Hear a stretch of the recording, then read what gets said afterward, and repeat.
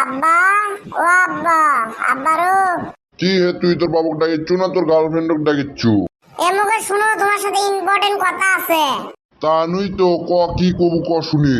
জৈবন কালে তোমার কয়টা গার্লফ্রেন্ড আসলো আব্বা? সত্যি করে কয় কি যে? এলে তো ক হবাল্লা তোর মা আছে বাড়ি। না না, এই যে কয় লাগবে, এই যে তুমি কবা তারপর তোমাকে ছেড়ে দেবো। বেশি লয় রে, গোটা 5 টাকা ছিল। পাঁচটা প্রেম করছো, আমি কয়া দেবো, দাঁড়াও থামো। না না কোষ নে, তো কোনো কথা কলেও বিপদ, না কলেও বিপদ। আচ্ছা তুই এলে তোর মা কবু না, তার বললাম আমার কি করা লাগবে তাই ক। আচ্ছা শোনো, তাহলে আমি একটা মেয়ে ভালোবাসি, প্রেম করি, ওকে মন থেকে ভালোবাসি। তার ঈদের মধ্যে আমার সাথে বিয়ে দেওয়া লাগবে। তোমার না নেই, 5টা প্রেম করে নে। আচ্ছা দেখি সে বেরিয়ে ছিল ক্লিয়ার আয়। নিয়ে যাচ্ছি তো, দাঁড়াও দেখ দে।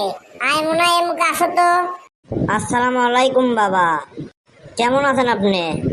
ওয়ালাইকুম আসসালাম। বিয়ে না করতে তুমি আমাকে বাবা করে ডাকলা? আচ্ছা যাই হোক, তুমি আমার বেটার থেকে তো ভালো আছো, তোমাকে দিয়ে আমার বেটার বিয়ে দেবো, তুমি কি রাজি আছো? আব্বা তুমি এলে কি কথা কও? ওই মেয়ে যদি রাজি না থাকলে তাহলে আমাকে লিয়ে আনু কেন করে? জি বাবা, আমি রাজি আছি। আচ্ছা এই যে আসার নামাজ পড়ি তো করে বিয়ে হবি, চিন্তা করিস নে। আব্বা বিয়ে ঠিক করো, নাহলে গেলে আমি গেলে আমাকে সব কথা খুলে কয়া দেবো। আর তোমার উল্লে গেলে মোবাইল রেকর্ডিংও করে নিছে। শালা আচ্ছা চল জন্ম দিছি, শালা বাবুক বিশ্বাস করে না।